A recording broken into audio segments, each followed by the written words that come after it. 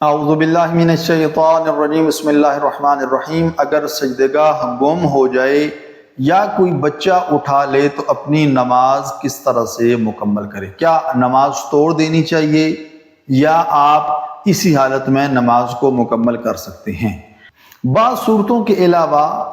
ایسی کوئی صورت نہیں ہے کہ آپ نماز کو توڑ سکیں۔ مثلا اگر آپ کو جان کا خطرہ ہے تو پھر آپ نماز کو توڑ سکتے ہیں، لیکن اگر سجدگاہ گم ہو جاتا ہے یا کوئی بچہ اٹھا کے لے جاتا ہے تو آپ اپنی نماز کو توڑ نہیں سکتے، سب سے پہلی بات جی۔ دوسرا یہ کہ پھر کیا کریں گے، سجدہ کیسے کریں گے؟ تو اس میں یہ ہے کہ اگر آپ کوئی ایسی چیز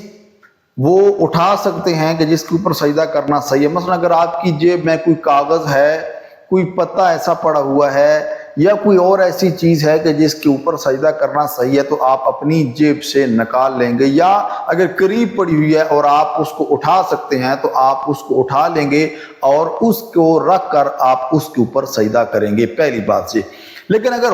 یہ بھی نہیں کر سکتے آپ، مثلا آپ کی جیب میں ایسی کوئی چیز بھی نہیں ہے یا آپ کوئی چیز اٹھا بھی نہیں سکتے کہ جس پر سجدہ کرنا درست ہے، تو اس صورت میں آپ اپنے ہاتھ کی ہتھیلی پر سجدہ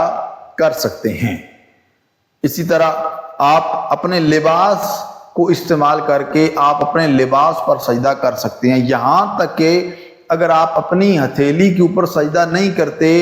اور اپنے لباس کے اوپر بھی سجدہ نہیں کرتے کیونکہ مجبوری کی حالت ہے، تو اس صورت میں آپ اگر کسی ایسی چیز کے اوپر سجدہ کر لیتے ہیں، مثلا چٹائی ہے، اس کے اوپر سجدہ کر لیتے ہیں جس کے اوپر سجدہ کرنا درست نہیں ہے، تو پھر بھی آپ کی نماز درست ہوگی